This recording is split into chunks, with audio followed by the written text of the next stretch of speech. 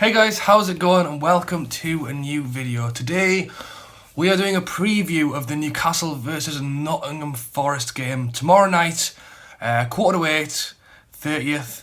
I've got me another kind of retro-ish Newcastle top. I don't know if you remember this one, it's the purple one. But yeah, first off, let's start by chatting about the Sheffield Wednesday game. I did already talk about this, so make sure you check it out up here. When I went to the game, basically, it was a flop. It was a poor performance. Can't get away from that. But I'm hoping that tomorrow, Nottingham Forest is where we can turn things around. They are on a bad run of form. Yes, we have just lost a game, but the last win they got was when they beat us at their place, pretty much a month ago. So they are not doing very well. Their manager is under a lot of pressure at the minute because they're not doing well. And coming into a game at St James's Park is not the place to go when you're not in form. And because we've just lost, hopefully we are going to try even harder to make sure we get back on side and get the win. Newcastle are currently second after we lost and Brighton won. Nottingham Forest, on the other hand, are 18th. So looking at the table, we should have the advantage. And like I said, comparing form, the last game they won was against us. They have won, I think I read this morning, 4 games in 17 league appearances of late. Basically, their manager is under pressure. They're not performing where they should be. They're not. I wouldn't say they're in the relegation battle. I think they're 2 wins out of relegation, but obviously still Nottingham Forest. It's still a decent sized club, and they should probably be expecting more from themselves at the minute, which is why the manager is under a lot of pressure. Rafa Benitez, on the other hand, is still heavily loved by Newcastle, so I wouldn't worry too much. But I think he does have some decisions to be making for this game. Obviously, the Sheffield Wednesday, people are criticising maybe the tactics that we played. Mitro should have come on sooner. I will go into this a little bit later in the video, but yeah, I think he's got some thinking to do. One thing we can hope for in this game compared to the last one is that maybe the referee knows what he's doing. Because the last time we played Nottingham Forest, we had 2 players sent off, Shelvey and Dummett, which were both appealed and both overturned. So we lost with 9 men against them last time, and hopefully the ref will actually be doing his job properly. And we won't get random red cards that shouldn't have been. The culprit over those red cards was Lansbury, if you remember him. He's currently injured as far as I'm aware and won't be playing in the game. Obviously, the little tete-a-tete with Shelvey. Shelvey, as we know, is also not playing. He's their captain. Shelvey is probably vice-captain to us. So 2 big players missing from the game. They're going to obviously want to step up without him. And we, unlike against Sheffield Wednesday, we need to step up without Shelvey. So let's quickly talk about Newcastle and our plans against Nottingham Forest. So the formation we played against Sheffield Wednesday, I wouldn't say it was the wrong choice. Obviously, in hindsight, you could say anything was wrong. We could have played 9 defenders and lost 1-0, and then we would have said that was the wrong choice. Or we could have played 7 strikers and then won 7-0. But you know what I mean? It's hard to do. You can't really criticise after the game's finished. I think Rafa will probably play the same formation as last time. Whether that's right or wrong, I'm not 100% sure. The thing is, like I said, after the Sheffield Wednesday game, when we play defensive, it invites pressure.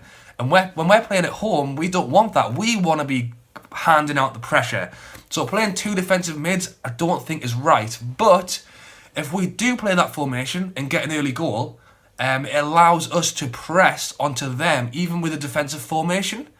So, will I think Rafa will play the same as he did against Sheffield Wednesday? I think he will. And I'm not upset with it as it stands. But the main thing is, if it starts going wrong or we're not scoring, we need to change it a lot earlier. Bringing Mitro on in the 80th minute, for me, is not a plan B. That is a last-ditch attempt to do anything. We need an actual plan B. The thing is, one thing we haven't tried yet, and I know quite a few Newcastle fans are probably feeling a similar way, is the Gale and Mitro partnership up front. We've not tried it. We haven't got Shelby. We need more attacking force. And maybe this is the time to play it. I think Rafa's one striker formation has worked for him all season. And he's worried about doing it in a game like Nottingham Forest, it going wrong, and we've lost 2 games in a row at home.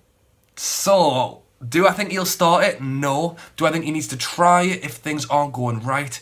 Yes. I feel like I'm being relatively realistic. Asking Rafa to just completely bin his tactics for what I think is best is not going to happen, which is why I think he will probably stick with what we have been doing all season, except without Shelby, which is why we're having the issue, and try and mix it up during the game if what he wants isn't going well. One change I think he might make from the start of the game is the Anita Yedlin switch on the right. Anita has played very well this season, I think. Don't get me wrong.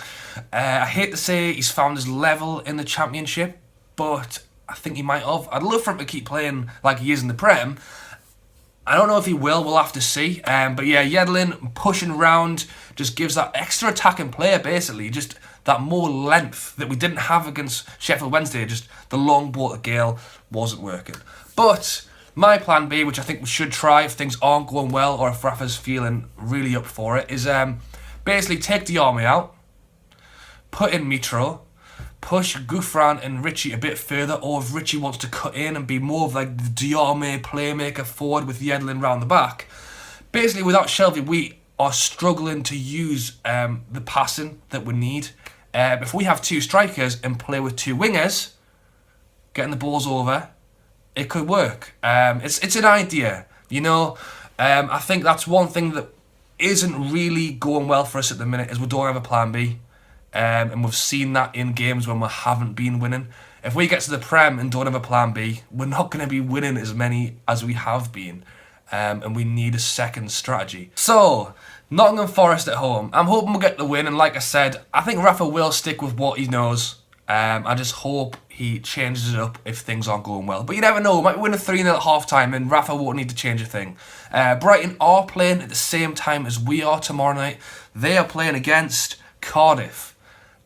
Who also aren't doing that great. So I imagine Brighton probably will win that game, which is why it's very important that we get the win as well. Let me know in the comments below what you think of Rafa's sort of formation situation at the minute.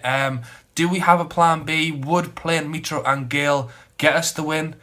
I actually don't really know at the minute because we haven't tried it. How am I meant to know if it's going to work or not? We haven't tried it yet. But yes, guys, let me know what you think. I hope you've enjoyed the video. I will be vlogging the Nottingham Forest game, so make sure you check that video out when it's ready. But thank you all for watching, and I'll catch you later.